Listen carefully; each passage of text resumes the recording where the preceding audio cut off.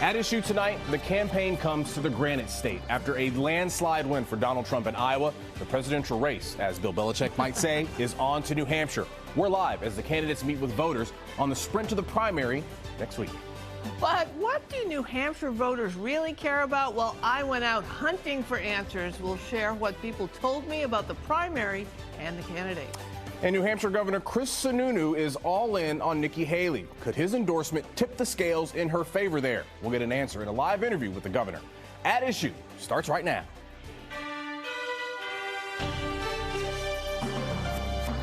Good evening and welcome to another live primetime edition of At Issue. Thanks for being with us tonight, everybody. I'm Corey Smith. And I'm Sue O'Connell. The eyes of the world are squarely on New Hampshire right now. In 7 days, Granite State voters will vote in the first in the nation primary. Of course, primary season kicked off last night with the Iowa caucuses. And in the first contest between the GOP candidates vying for the White House, President Trump won. And it wasn't even close. An absolute landslide in the Hawkeye state. The former president captured more than 50% of the vote. By the way, biggest margin of victory ever for a Republican in the Iowa caucuses. Trump demolished the previous record of 13 points, beating his nearest competitor by 30 points. And Florida Governor Ron DeSantis just eked out a second-place finish, albeit a distant one. Former UN Ambassador Nikki Haley, she was not far behind him in third. Now, we're going to tell you what happened to the rest of the field in just a bit. But the question right now is how the three Republicans remaining in the race will be received in New Hampshire post-Iowa. We're getting our first look tonight as all three are in the Granite State at this hour. And so is At Issue. We have live team coverage for you tonight. Mary Marcos in Atkinson, where former President Trump is going to be holding a rally. And Eli Rosenberg is in Bretton Woods, New Hampshire, following the Nikki Haley campaign. And that's where we're going to start. Eli, I hear you're being joined by Nikki Haley's most prominent surrogate in New Hampshire. Most definitely, Corey, and we are in it now. Nikki Haley finishing up a speech here. More than 150 people braving an icy and cold night here in Bretton Woods. To hear from Haley, and joining me now, the man responsible for warming up the crowd on a very cold night here, it was fun. Governor Chris Sununu. First of all, let's start with lessons learned from Iowa, including last night. How do they apply here on the ground in New Hampshire? So I think the biggest takeaway is two things. First, Nikki Haley went from 2% to 20%, absolutely surged in Iowa. Everyone's very, very happy with the result. So that's the momentum that you're kind of feeling here. Iowa had a low voter turnout, a little bit because of the cold, but in other reasons.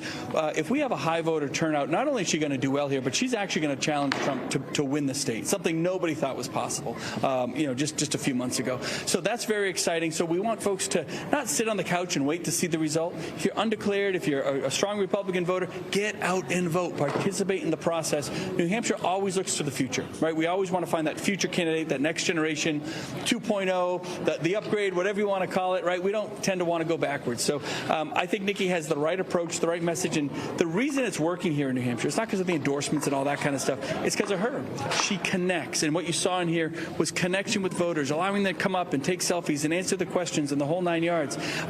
Going into Littleton in a blizzard today, right? And going and kind of doing some of the retail stops at businesses today, taking nothing for granted, earning every vote in a kind of that quality way. So the hope is that these folks will go home, they'll talk to their friends, their neighbors, their odd uncles, whatever it is. They want everyone to get that vote out and hear the message that Nikki's talking about and the opportunity to really get this country a big reset for the positive. And you talked about this before Nikki Haley came on. It's different here in New Hampshire when we talk about these voters. What are you telling her about how to connect with voters here in New Hampshire? Be yourself. Look, Nikki has an amazing ability just to be genuine, right? She's not going to tell you what you want to hear. She's not just going to avoid a question because she doesn't like it. She's just genuine, right? Maybe you like the answer, maybe you don't, but she is who she is. And boy, that is such a rare thing in politics and in leadership, to have that kind of approach where the individual comes first. I'm not trying to just impress you.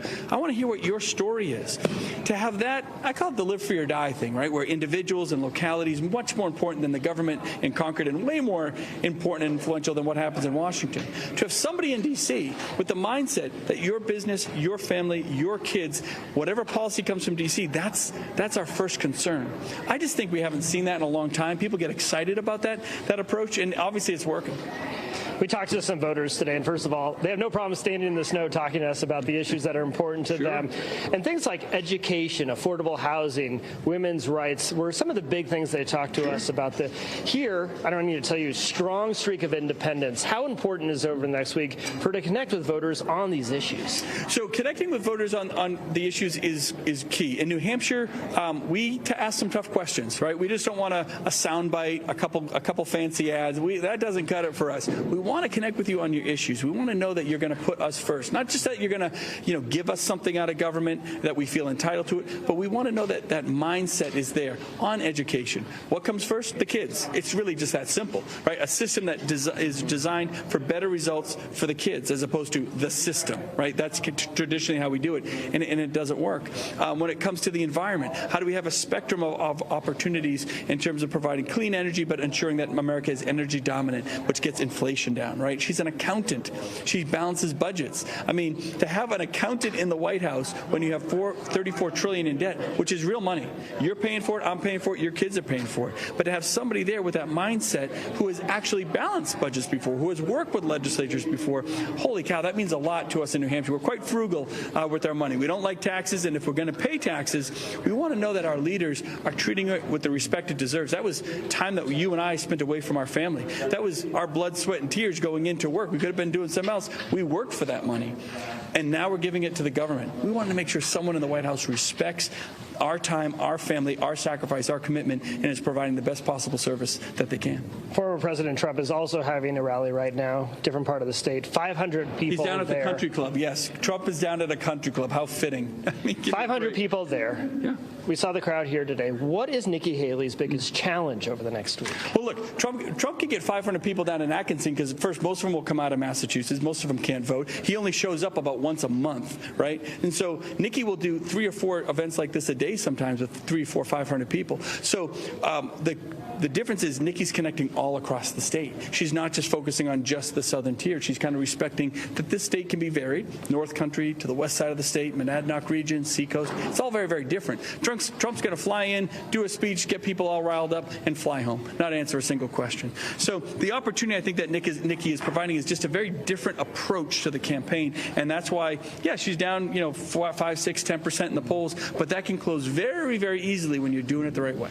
Thank you for your time and your insight here about New Hampshire. We'll be seeing you a lot over the next week. Appreciate it. So there you go, a little slice of what's going on here in New Hampshire, shaping up to be a very busy week. And as we all know, history shows a lot can happen between now and Tuesday. Corey and Sue, back to you. All right, thanks so much. All right, well, so, today it actually might be a template for what the rest of the campaign might look like for Donald Trump. He started his day today in a New York courtroom. Yeah, then he headed to tonight's campaign event in Atkinson, New Hampshire. Waiting for him was our at-issue colleague, Mary Marcos. She's live in Atkinson for us tonight with more on Donald Trump's whirlwind day. Mary? Ladies and gentlemen, Donald Trump on TV. Hey, guys, that's right. And that travel from New York is probably partly why he was a couple of hours late to his own speech here. But as you can see behind me, the room is filled to the brim. Hundreds of voters waited outside in the snow for hours just to see Trump give his speech here at the Atkinson Country Club. Vivek Ramaswamy also here after dropping out of the race and throwing his support behind Trump. His trip to New Hampshire comes after his record-setting victory in Iowa, where he won more than 50% of the vote. He is talking about that tonight, as well as issues like securing the border, rebuilding the economy, and bringing down inflation. Take a listen. We now have our eyes on a very special place. You know what that place is? New Hampshire. And I know that New Hampshire will never let us down, just like in 2016. You remember that? We came in here and we won in a landslide, 2016. It's time for the Republican Party, however, to unify, come together, and move forward as one team. We have to beat crooked Joe Biden. We have to beat him. We're going to turn it around fast. You don't have to get it. Well, New Hampshire voters will cast their ballots in exactly 1 week from today, so that's how long they have to make their final decisions. Sue, Corey? Mary, I know you were in New Hampshire earlier talking today to voters. The former president, again, in a New York courtroom to start his Tuesday. What are they saying about all the felony counts and the legal cases that he's doing as he is actively trying to campaign? Massive. And the cities are just being... Well, they're saying that they just loved the way life was when Trump was president, and there's not much that he can do, really, to change their minds. The penalty is the process. They want us to sit down and shut up. And so, no, I'm not concerned. I think it's definitely politically driven. The phony charges that they're trying to make up on him. They're just making up these claims, until he's proven guilty. He's innocent. We live in America. It's the bottom line. We had some good talks, I will tell you. So Trump will be busy in New Hampshire this week with an event every night, and he is scheduled to speak in Portsmouth tomorrow. Sue, Corey? All right, our Mary Marcos live in Atkinson at a Donald Trump rally. Mary, we do appreciate it. All right, so plenty to talk about as it relates to New Hampshire, but first let's put a final bow on the results out of Iowa. Former President Trump won big. We showed you the numbers, more than 50% of the vote. He almost won all 99 counties. He just lost one to Nikki Haley by a single vote. But remember, back in 2016, we were talking about Ted Cruz being the GOP nominee. Yeah, remember him? He won last time, but as we all know, Donald Trump ended up being the nominee. So Donald Trump can say, we won Iowa and we won it big. But I got to think there's a yeah, but after that. Yeah, I mean, the yeah, but is there's still 50% of Republicans who would vote for someone else. And the other issue is we know by talking to Trump voters and Trump supporters, there's really no little bit Trump supporter. They are 100% in their support of him. And so they are going to get to the polls. I think he's got the most reliable base, maybe in the history of politics. I can't think of anybody else who has someone who can count on their voters to go and vote on them. And we say this all the time, right? If you don't get out to vote, they won't win or they won't lose. That's how it works. So it's really that base there. So can a Nikki Haley, can a DeSantis, can they capture that other 50%? And then you'll have a battle there, but it has to happen in New Hampshire. It's not just the Trump personality that still has a stranglehold on the GOP. It's also the policies, yes, and the grievances. And we got an illustration of that last night. At the caucuses, they were asked, do you believe Biden legitimately won the presidency? You see 79% of Haley voters say yes. DeSantis voters, 40%. 6%. Yeah. Just 6% of Trump voters at the Iowa caucuses last night say Biden won the election legitimately. Overall, only 1 in 3 caucus goers last night said Biden had legitimately won. So what do you do with that? Right. I mean, here's a fact. Right. And this is sort of the issue. I asked a woman up in New Hampshire yesterday when she said, I asked her about what if he's convicted? What about the trials? And she said, well, they're all out to get him. The justice system is not fair. It's not equal. And I said, well, did you care about that 10, 15 years ago? I mean, people have been complaining about the justice system not being fair, complaining about the FBI. And she looked at me like I had, 3 eyes, that suddenly I'm saying, well, maybe our justice system isn't fair.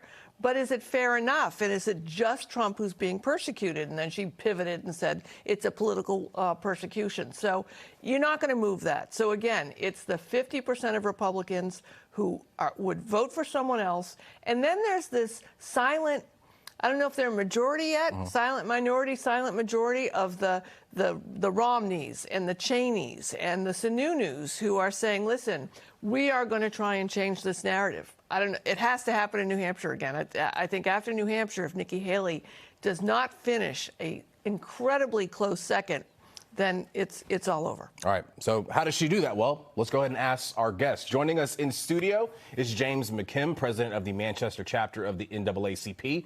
And Chris Ryan, host of New Hampshire Today on WGIR AM, is joining us virtually. We appreciate you both spending the time with us, being back on At Issue. Yep. All right, James, we'll start with you. The race has finally shifted to New Hampshire, but all of the attention is on the Republicans, and that is because of President Biden and the Democratic National Committee's decision to just say, South Carolina, you go first. President Biden essentially skipping campaigning in the Granite State, depending on a write-in vote. Even a few weeks ago, a DNC official called the Democratic primary in New Hampshire meaningless. And even New Hampshire's Attorney General's office says that kind of talk uncalled for. Every vote matters, especially in the live free or die state. Just your thoughts on the language coming from Democrats, and is this something that the Biden campaign and the DNC will ultimately come to regret? Well, I think that language is just, it's divisive. It's saying that New Hampshire doesn't matter, and every state matters, regardless of the makeup, regardless of the constituents. Every state matters. So it's really a little bit concerning to me to hear that kind of language coming from the leadership in the party. I think all in all, New Hampshire does still matter. The eyes of the nation and the world are upon us, and we've been seeing it in all of the press coverage. The press coverage is still there.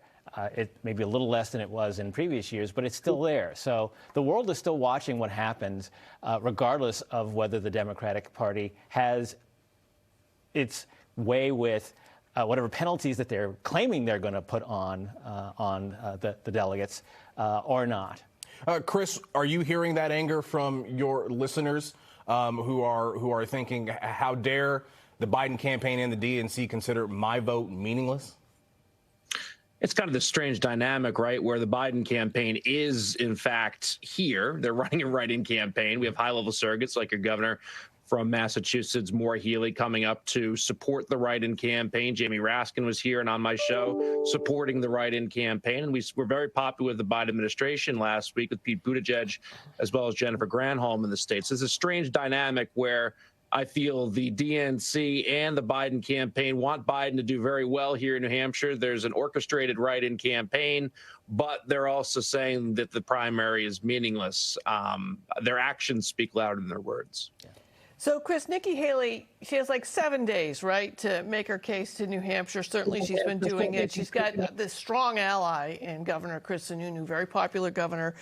She announced today that she's not going to take part in any more debates unless Donald Trump does as well, leaving DeSantis out in the cold. What's your take on that decision? Good move? We'll find out if it's a good move or not. Her biggest strength has been, as Sununu mentioned earlier in the interview, she's engaged with New Hampshire voters. She's done things the right way. There's this incredibly strange dynamic in this race where the front runner will not debate. Is it within Nikki Haley's political benefit to debate Ron DeSantis again and have them both say they're liars for 2 hours to each other, nauseating every viewer and driving us mad? Probably not. But the narrative will exist from DeSantis that she is discounting New Hampshire voters. She is not going after each voter. I am going to do that. So for Haley, the result last night was not great for a number of reasons. A, it didn't knock DeSantis out of the race, and that is going to have an effect of him being here, him campaigning, him focusing on her, and drawing light to the fact that she is not going to partake in the debate. In all honesty, Trump should be held accountable for it. Haley should be held accountable for it as well. But the biggest reason the debate's not happening is Donald Trump. That will not be how it plays here, as I'm already seeing and hearing from a number of individuals who are upset with Haley over this decision. But it comes down to Trump not partaking. All right, Chris Ryan in New Hampshire for us. Chris, thanks for joining us. James, you don't go anywhere because we are not done with you yet. When we come back, Sue wanted to talk politics and eat pancakes in New Hampshire, so she went to the one place that offers both, a New Hampshire diner. It's Sue on the Street, the New Hampshire version, and some diner folks were brave enough to tell me who they're going to vote for. Some could not wait to tell me who they were going to vote for. The voice of New Hampshire voter next. And a quick programming note, Sue and I will do live at-issue shows Thursday and Friday night here on NBC 10 Boston at 7:30.